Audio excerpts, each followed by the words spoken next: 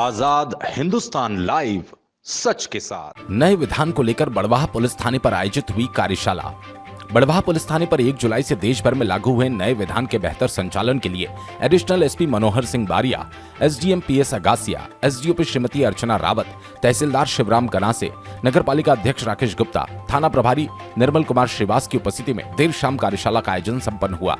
इस दौरान भारी संख्या में उपस्थित राजनीतिक, सामाजिक, धार्मिक संगठनों सहित गणमान्य नागरिकों की उपस्थिति में अधिकारियों ने 3 नए विधान, भारतीय न्याय संहिता, भारतीय नागरिक सुरक्षा संहिता एवं भारतीय साक्ष्य संहिता के संबंध में विस्तार से अवगत कराया। इस दौरान नगरपालिका अध्यक्ष राकेश गुप्ता ने कहा कि हमारी संवेदनशील सरकार ने अंग्रेजों की निशानी बनी हुई भारतीय दंड संहिता थी, उसको बदलकर उसको पूरा स्वदेशी रूप देकर भारतीय न्याय संहिता का नाम दिया, जिसमें कुछ धाराओं को जोड़ा गया और कुछ धाराओं को कम किया गया। बड़वाह से नवरत्न जैन की रिपोर्ट।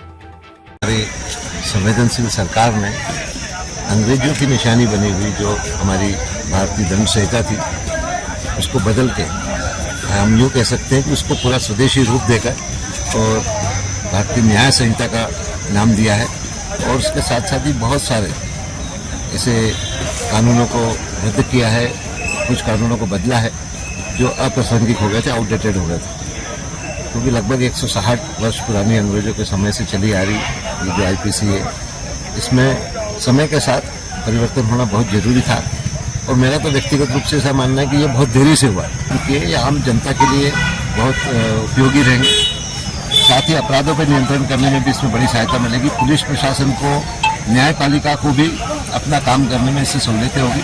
और खास करके जैसे कुछ समय सीमा तय करिए तो समय में न्याय होंगे, क्योंकि हम ये मानते हैं कि देरी से दिया गया न्याय भी अन्याय के समान होता है, तो इसलिए अब वो न्याय समय पे हो। जो हमारे 160 साल पुराने जो कानून चले आ रहे थे, वो जो है भारतीय संसद द्वारा उसे चेंज किया गया है। जो पहले आईपीसी, सीआरपीसी और एविडेंस एक्ट के नाम से जो जाने जाते थे, अब वो जो है अब बीएनएस, जो भारतीय न्याय संहिता, बीएनएस, सीआरपीसी जो है बीएनएसएस के नाम से जानी जाएगी, भारतीय नागरिक सुरक्षा संहिता, और एविडेंस एक्ट जो है भारतीय साक्ष्य अधिनियम।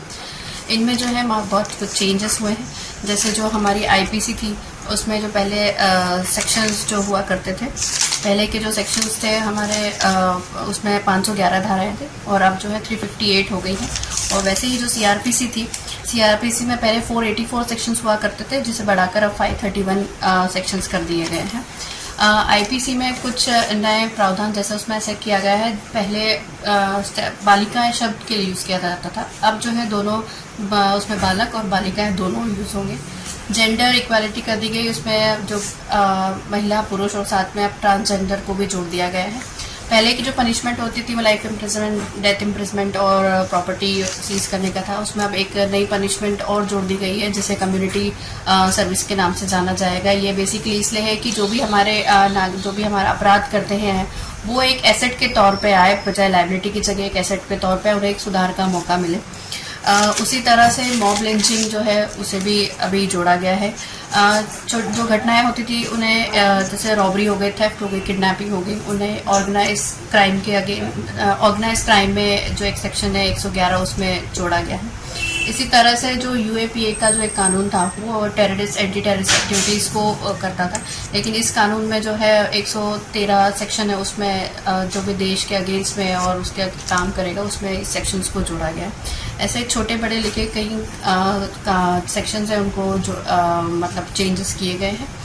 कुछ सेक्शंस में पनिशमेंट्स को जो है अनिवार्य रूप से कर दिया गया है। ये सब जितने भी लॉज हैं वो आज 1 जुलाई 2024 से सब लागू हो गए हैं।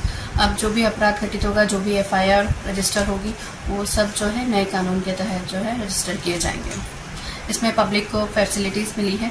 जैसे पहले लोगों को थोड़ी सी दिक्कत आती थी, कहाँ जुरिडिक्शन को लेके आपत्ति होती थी कि कहाँ पे एफआईआर की जाएगी। अब वो व्यक्ति जहाँ चाहेगा वहाँ एफआईआर की जाएगी और संबंधित थाने को ट्रांसफ़र की जाएगी। उसमें एक इलेक्ट्रॉनिक माध्यम से भी एफआईआर का भी प्रोविज़न है, जिसमें व्यक्ति चाहे तो ई-एफआईआर के थ्रू भी एफआईआर किया जा सकता है। बस उसमें कुछ कंडीशंस हैं कि 3 दिन के अंदर वो व्यक्ति यहाँ पे आके उसका हस्ताक्षर करेगा। तब पहले जो है एक सेक्शन धोखाधड़ी, मतलब लड़कियों के खिलाफ, जो महिलाओं के खिलाफ भी होता था कि शादी का झांसा देके और शादी नहीं की जाती, जो 376 में इंक्लूड की जाती, लेकिन उसके लिए अब अलग से एक सेक्शन जोड़ दिया गया है।